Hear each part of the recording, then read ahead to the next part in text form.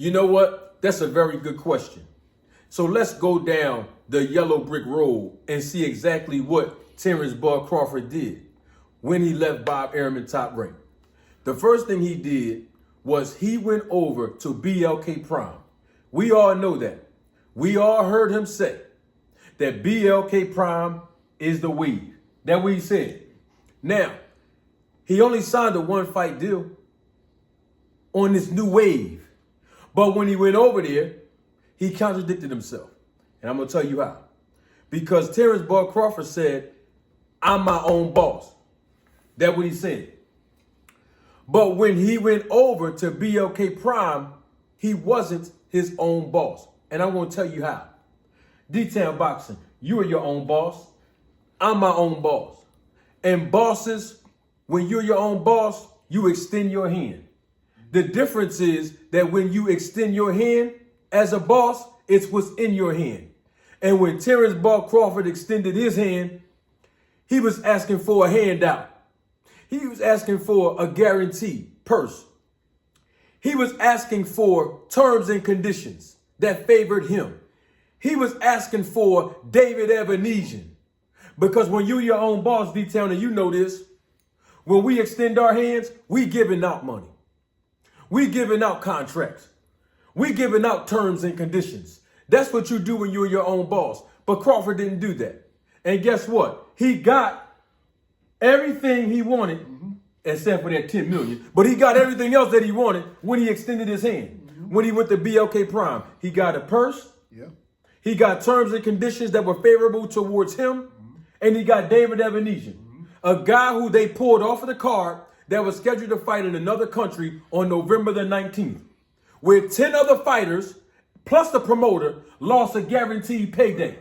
And nobody want to sit up here and have any sympathy for those people that already signed an agreement where the commission approved those bouts for those people to get paid. Nobody have any sympathy for them. Okay, cool. Let's move right along. What else did Terrence Bud Crawford do? You guessed it. He went right over there with the same mentality of handout. And he ran over there to De La Hoya. You know what that reminds me of, D-Town? That reminds me of a man dating a woman. And a woman that's dating this man has discovered that this man has had a beef with another man. And while they're together, the man is showing this woman, the guy over there that I have a beef with, I don't like him. I don't speak to him. We're not on favorable terms. It is what it is. And then the woman breaks up with the man.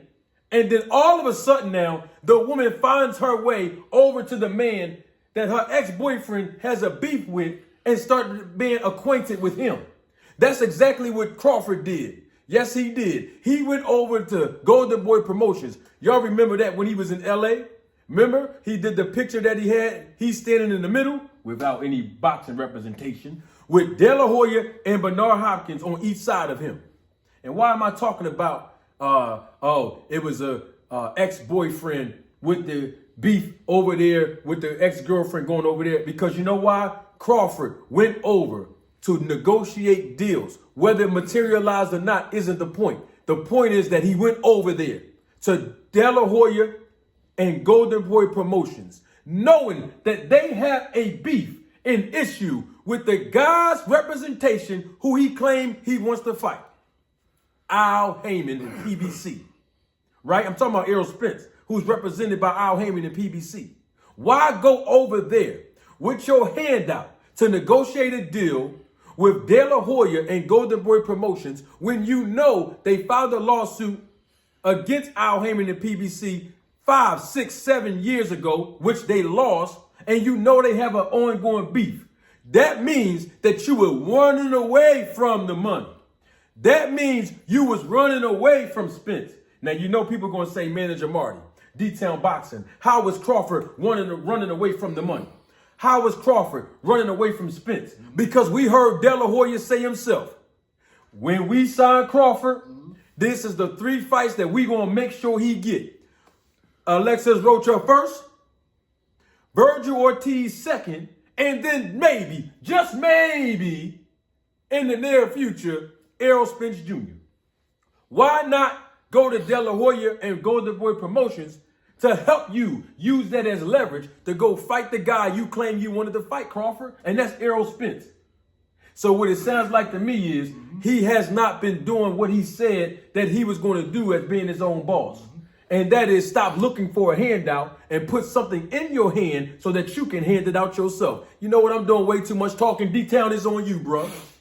You know we got to do it. No matter if you like it or you don't like it. The truth going to come out regardless. Now, we thought that Bob Arum was the cause of the reason why the fight didn't happen. We all thought this. I mean, everybody. Bob, you did this. Crawford, we were saying this and that. And at one time, Crawford said it's not the promoters the reason why the fight didn't happen. He said at one time. But that's what he said.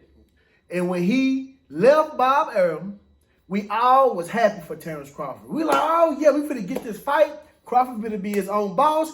He fits to do what he always claimed that he did or what he wanted. So we finna get this fight. Soon Terrence Crawford left Bob. If he would have made that fight with Errol Spence Jr., we would have said, you know what? Bob Arum was the reason why the fight didn't happen. That's what we would have said.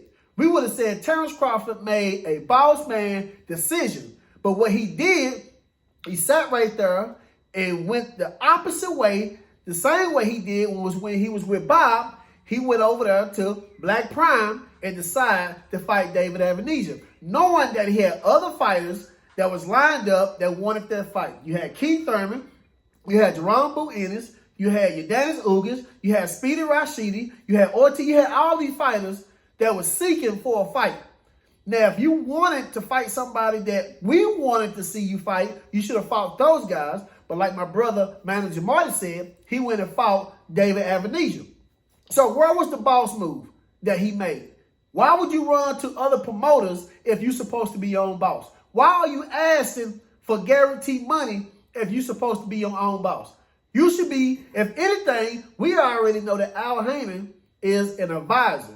We know he's a promoter also, but you got some people say he's hiding behind this, he's hiding behind that. When we listen to Errol Spence, Jamel Charlo, Deontay Wilder, all these guys, they have their own promotional company. They even said, even Anthony Weeds, he said that he was leaving the PBC, but he was leaving the promotional company side to be with Al that's going to be his advisor. So he told y'all. Now, maybe y'all don't want to hear that. Maybe you don't want to understand that. But reality is reality, facts is facts. That's what that is.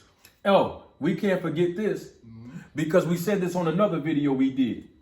And we got to keep it all the way real. That's right. He ran over to De La Hoya. He ran over to BLK Prime. And guess what the facts are? Al Heyman, he has his direct contact information. Errol Spence Jr., he has his direct contact information. And Steven Espinosa over there at Showtime, he has his direct contact information. There's 3 pieces to the puzzle that needs to solve the fact that we got to unlock this door and fight. Why didn't you call neither of those 3 numbers, bro? So what that sound like to me is, we got something for you. We need answers. We need answers.